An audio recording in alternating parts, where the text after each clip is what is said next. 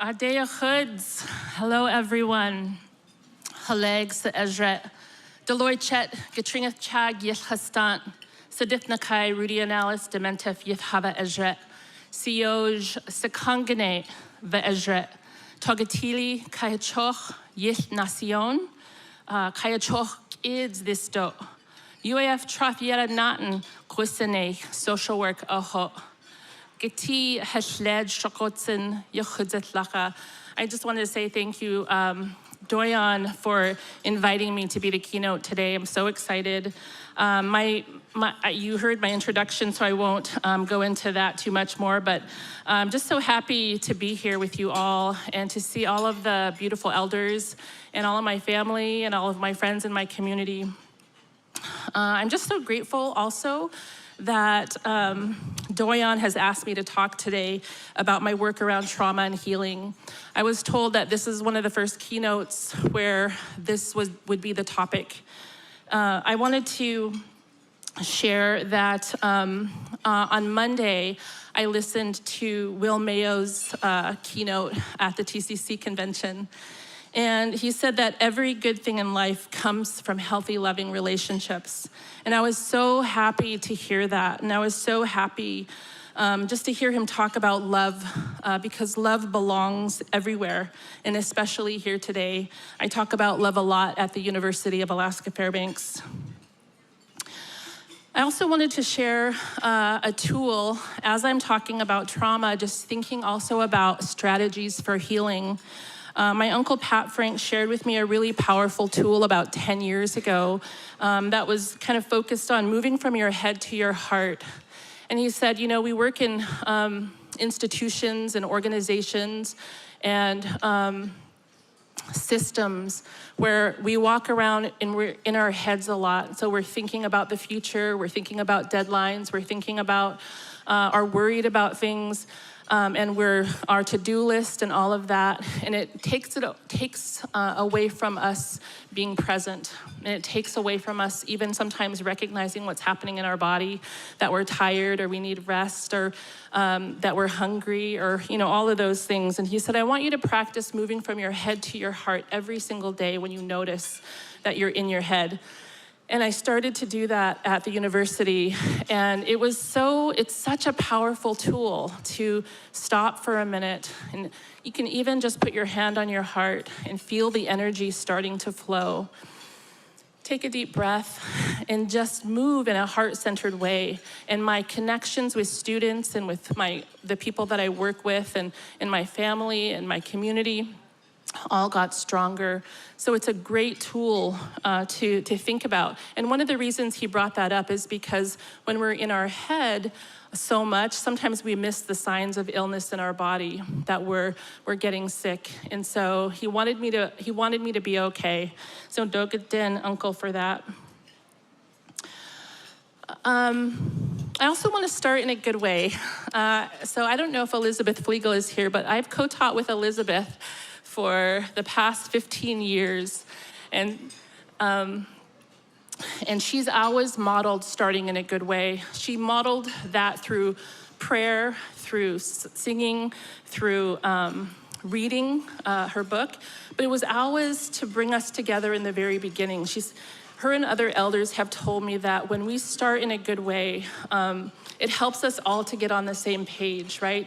Because we're all coming to this space when we're coming to meetings and things with our own stuff that we're thinking about in our own energy and our own worries or excitements or whatever it is. And she said, and other elders have said, when we start in a good way, it brings us all together and we can then do the work that we need to do.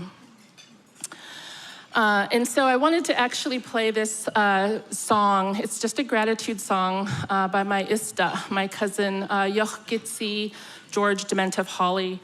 And I just wanted to share that with you. And the words are, we are grateful for our food. We are grateful for our land. We are grateful for our language. We are grateful for our breath. If you could play the video. Oh, not this one, it's the first, there we go. Day could go get that ok te Go get a second gelek. Then I'm not no ho. A sugar treated day. Then I ho. A sugar treated day.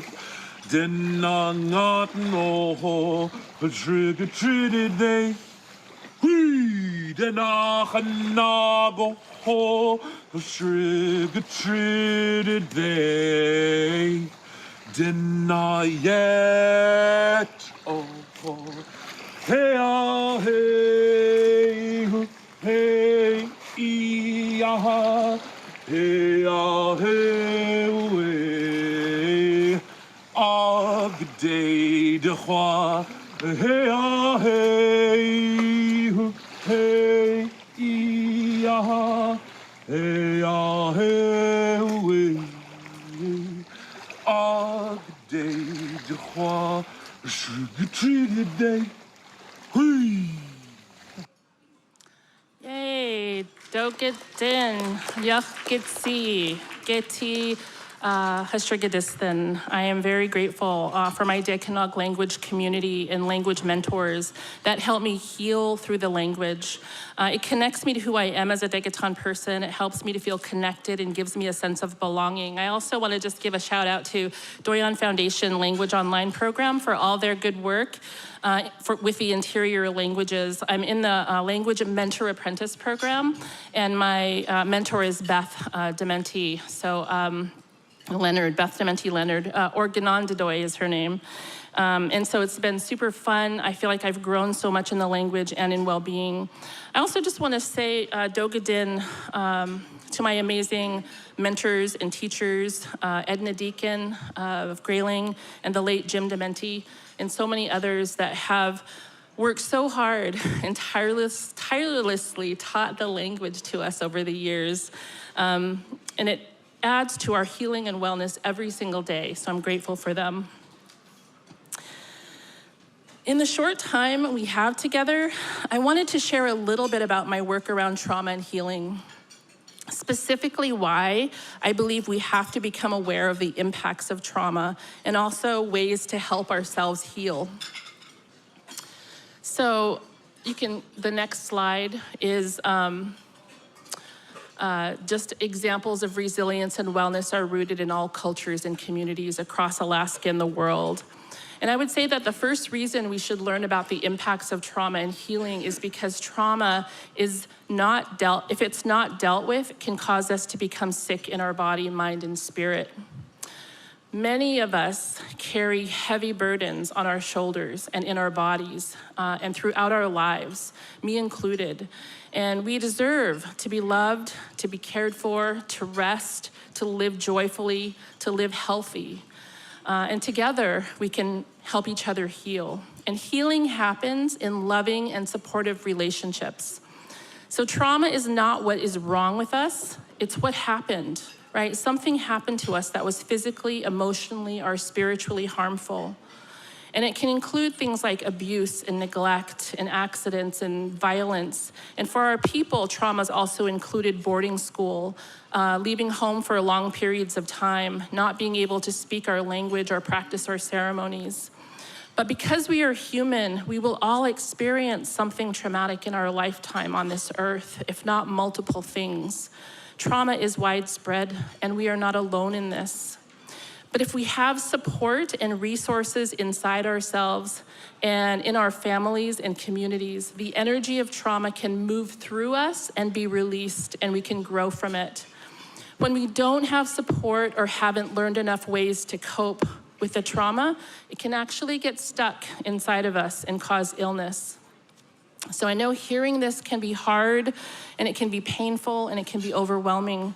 So I just wanted to offer a deep, maybe we can all take together a collective, deep healing breath together. When you breathe into your belly, it's a relaxation response, it's a calming response, and it's a healing response. Dinayech, the word dinayech means our breath, and it literally means our culture, our belief system, our way of life. And when we feel pain or triggered or grief, those breaths are really healing to us. And so what I wanted to share is what's more powerful than what I just said about trauma and what we have going for us is that our ancestors prepared for times of trauma and stress. Through thousands of years of trial and error and success, they created what we may think of today as interventions that help us to move through grief and depression, like memorial potlatch, right? Which helps us to move through grief together and not alone. Our ancestors created interventions that helped us to understand who we are, our identity, and that we're never alone, like naming ceremonies, which connect us to our loved ones, instill a strong identity and teach us responsibility for each other. And our ancestors created interventions where we can seek help if we need to, like the practice of the tea partner, a Xilegg in my area, which connected two people together for life to care for and support each other, creating a strong web of support within communities and across communities. Our people are guided by spirit in healing and wellness, and these interventions should be recognized as best practices and utilized in our communities for our own wellness. And they work because they are grounded in our values and they come from the land and the environment. Much of our healthcare system today that we have is outside of our value system and outside of our communities. And while we need this type of healthcare, this Western system that we have still has a lot to learn from what has worked in our culture and communities for thousands of years. So the second thing I wanted to share about why understanding trauma and healing is important to understand is because our families, organizations, and communities all have to be able to come together to make important decisions today, to collaborate, to communicate about difficult topics related to health and healing, to climate change and to climate adaptation, to salmon management and hunting and fishing rights, to housing and food security, and so on, right? We make important decisions in our families, in our organizations, and in our communities every day. And so in order to be effective in this work, it helps to know that trauma and chronic stress can create disconnection. When we're triggered by something or someone, something someone says or a memory, it can cause us to move from our thinking brain to our emotional brain, where we can be more reactive instead of more proactive. So trauma and stress can cause us to disconnect from our own bodies and mind and spirit. So one of the things that I wanted to share, and there we go, yeah, that, that we have opportunities to think about connection and how we are connecting. Trauma and stress cause us to disconnect, and we often disconnect because when we're experiencing difficult things like depression, anger, anxiety, addiction, it can feel hard to want to be around people. There may be feelings of shame or guilt. We may feel triggered by being in certain situations. Disconnection and loneliness are huge public health issues in our world right now and got worse during the pandemic. But the beautiful thing is that our culture and our language shows us the value of connection and how we are connected to everything. It teaches us that nature is there to support us. So much of the words in our indigenous languages also tell us how we're connected to the world around us. I think about my cousin, the late Demientieff, and she used to share that when she was little on her parents' boat, she would watch the ravens and wait for one of them to flip and drop a pack sack of luck on her. And the word for that, the phrase for that, asking for the raven to drop a pack sack of luck is gitsan ringal nol niral sitsa de tish they. It's a mouthful, but it's turn over and throw me your pack, asking raven to turn over in flight, to drop his pack, giving you good luck. So beautiful, beautiful connections that we have in our language and in our worldview. teaching us about how we're connected to everything. I wanted to share this just short little 2-minute clip of Ellen Savage telling a story that her mom used to tell her when she was a child about how the pine trees and the cottonwood trees used to fight. And we'll hear her say it in Demientieff, and that even just listening to the language is very healing. If you could play that for me. The way you make noise when it's windy, you make awful noise, and I get tired from you. He tell the cotton tree. Because you're so big and you make big noise all the time. He tell the cotton trees. And the cotton tree don't like it. So he tell the pine tree. But to you, he tell him, I don't like to smell you. You're to smell. And I don't want to be near you. You always stink. He tell the pine tree. So that's only one they quarrel, my mama said, you know. They quarrel with one another. Tell each other what they were.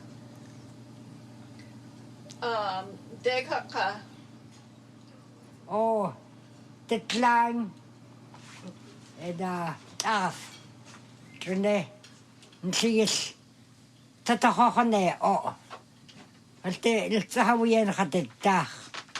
So he thought, I, the clang off. Trine de Esne. Go get hang a dassen nach. Get hang near head short at. Had is the hot day hots. Near head short at the hot in it. Or taught day hots. Had medicine nach. Go and how end nach. Think that you hot thing at Asisne. Arthur we are door next trade.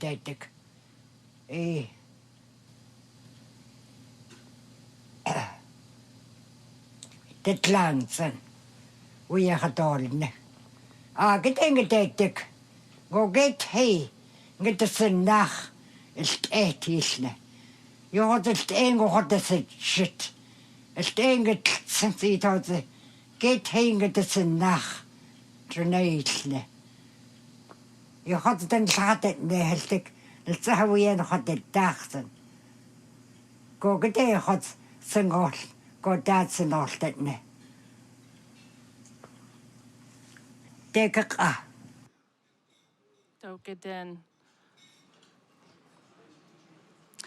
So I just wanted to say, I wanted to play that because just hearing the language is healing. And Dogadin, I just wanted to also say the third and final reason why understanding trauma and healing is so important is about cultural continuity, so that we can ensure that in 100 years from now, Doyon shareholders can benefit from the healing wisdom and practices of our people. And I have been so honored to work with elders at Danakanaga for the past few years. Jessica Black and I started doing interviews with these elders 3 years ago, asking them, how to make sure we continue our traditional practices today and carry those forward. And the elders shared what they wanted to support, that they wanted to support emerging elders to step into their roles and share what they know with the next generation. This is how we make sure our culture goes into the future. And one of the things I love about this project is that it's Athabascan researchers working with Athabascan communities to listen and learn about elder-led priorities for our people and uplift them in whatever ways that we can. We've held 2 culture camps, or elders mentoring elders camps, and are planning the 3rd camp this fall, probably this September. The elders shared that they wanted a fall camp, and they also want to make sure that there is a focus on food sustainability and climate change. And we want to continue to uplift their priorities. And I just want to say that we could not have done this work without the amazing support of Sharon McConnell, who guides us in this process. And we've also brought on a research intern, Tanisha Moses, whose loving presence and fresh ideas keep us going all of the time. And so before I show the video, I'm thinking about something my cousin Sam Demientieff said, his wise words when he once told me that what he learned from his dad, which was that drumming and singing and dancing wake up our spirit. And I think there's a slide on that, waking our spirit. It's the next one. One more maybe. That's okay. There we go. So he talked about, when he asked his dad what it meant for him to drum and sing, and his dad talked about coming alive, his spirit coming alive when he was drumming and singing, and how powerful that was. And I just kept thinking, you know, every cell in our body is in the present, the past, and the future all at the same time when we're really singing and dancing together. And that's such a powerful thing. So just really grateful for all of the elders that taught me these things. So I just want to show a short 5-minute video of the camp and let you know what that was about. If you could play that one. My native name is Tadju. Taj, people call me. The elder people always call me by my native name. And now I have to teach the young elders how to say my name. Right there. Right there? Yeah. Yeah. Why do you make them that wide? Because for salmon, depends on how big the salmon is. We could do this by ourselves. Used to be easy when we were young. We depend on our elders when I was growing up. Someone asked me one time, what's your advice to the young people? You listen to the elders, you can't go wrong. A good bending birch, it got a real importance right here. We grew up with the advice of the elders saying only take what you need. That's everything. Moose, caribou, ducks. So I needed snowshoes. That's why I decided to try to make my own. I never knew it'd come to the point where it is now, you know. I just needed snowshoes. But people, they always say that they're going to buy these just to hang on the wall. They call it a work of art, but these are built to be used. These are built to function. If we don't start talking about our own knowledge and practicing it, it'll be lost. We will have to be reading in the book how to make this from somebody else's culture. There it goes back again to the circle of knowledge. But we have to step up. The hardest you can think. But you're learning really fast. I used to do this when I was a little kid. Yeah. You never forget. Yeah. I just needed a reminder. You just gotta keep doing it. Go home, make one now. She's an expert because she's done it before. Some of them didn't know what I know about growing up with elders because they were sent off to boarding school. And I saw that that's one of the broken pieces in our culture. And that the young people didn't know what to do. And this was a good place to start, not just talking about it. We have to put action to those words. And that's what we did. You're never too old to learn. And I always tell the young people, get as much education as you can because you have the opportunity. You know, for me, working on Mushkin, really reconnects me with who I am, where I come from. I did this because I wanted to do something nice when we had a memorial potlatch for my late mother. And then it just doing it made me reminisce about all the basically the grandmas that did it. Those memories lay dormant, and there was no reason for me to think of them. It just sparked something in me. I'm so grateful for you. Someday I want to be an elder like you. You will. You listen to the elders. I don't think you'll go wrong.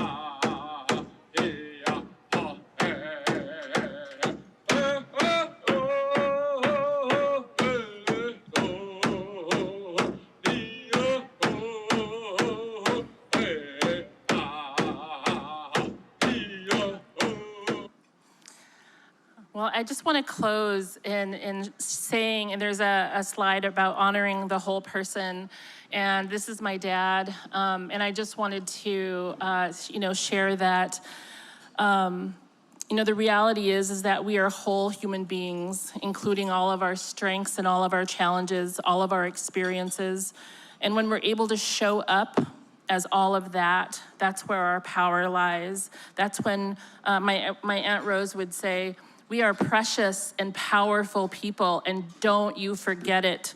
And so I'll end with that and just say congratulations also to my Uncle Frank Turner, who's receiving the Richard Frank Military Service Award.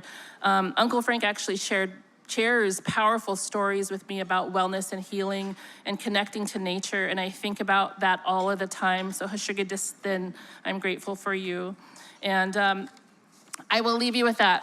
That was a lot. Thank you so much. Demientieff.